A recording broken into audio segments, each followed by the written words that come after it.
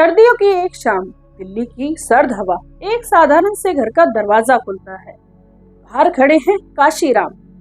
अंदर है एक सरकारी स्कूल में पढ़ाने वाली शिक्षिका, जो उस वक्त तक यह नहीं जानती थी कि उसकी जिंदगी आज हमेशा के लिए बदलने वाली है। यह सिर्फ एक मुलाकात नहीं थी, यह भारतीय राजनीति के इतिहास में एक नए अध्याय की शुरुआत थी। वो नाम जो अपने आप में कहानी है, सत्ता के गलियारों में गूंजती एक आवाज है, वो नाम था मायावती। एक बार मजाक में मायावती ने अपने पिता से पूछा, पिताजी, आपने मेरा नाम मायावती क्यों रखा?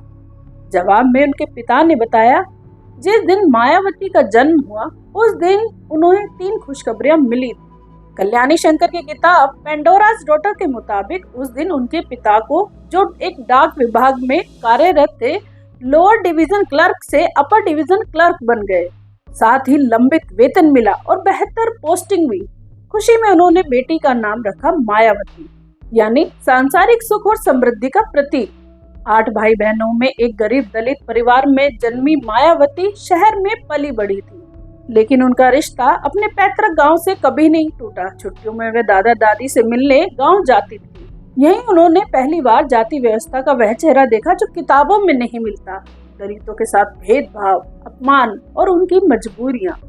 यही अनुभव उनके भीतर एक चुपचाप विद्रोह पैदा कर रहा था। बचपन से ही वे बाबा साहब अम्बेडकर और दलित स्वतंत्रता सेनानियों से प्रभावित थी। ग्रेजुएशन के बाद मायावती ने टीचर ट्रेनिंग का रास्ता चुना। एक सरकारी स्कूल में शिक्षिका बनी। उनका सपना साफ था, IAS बनने का, ताकि सिस्टम के भीतर रहकर लोगों की सेवा कर सके।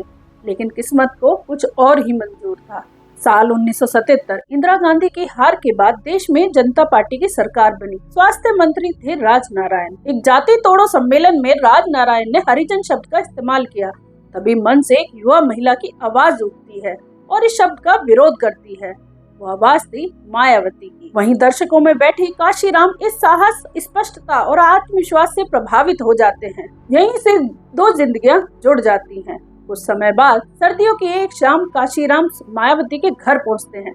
घरेलू दिनचर्या से निपटकर मायावती सिविल सेवा परीक्षा की तैयारी में जुटी हुई थी। काशीराम किताबों को देखते हुए कहते हैं और एक सवाल पूछते हैं, जिंदगी में क्या बनना चाहती हो? मायावती कहती हैं, IAS बनना चाहती हूँ और लोगों की सेवा के लिए। काशीराम जवाब देते हैं, राजनीति में आओ, तभी असली बदलाव होगा।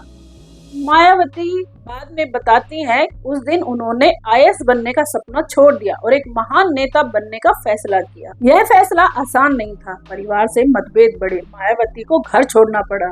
साइकिल पर बैठ कर वे गांव गईं। चुनाव पर चुनाव हारे, लेकिन मैदान नहीं छोड़ा। धीरे धीरे उत्तर प्रदेश की राजनीति में हाथी अपनी जगह बनाने लगा। जिस मायावती को कभी नजरअंदाज किया गया, उसी ने उत्तर प्रदेश की सत्ता संभाली। एक बार नहीं, पूरे 4 बार। यह सिर्फ एक मुख्यमंत्री की कहानी नहीं थी, यह कहानी थी दलित राजनीति के उभार की, काशीराम के सपने की और मायावती के अडिग संकल्प की। शून्य से शिखर तक का सफर कभी आसान नहीं होता, लेकिन जब इरादे मजबूत हो तो इतिहास खुद रास्ता बना ही देता है। द्विवेदी जी की पंक्तियां बिल्कुल सटीक बैठती हैं।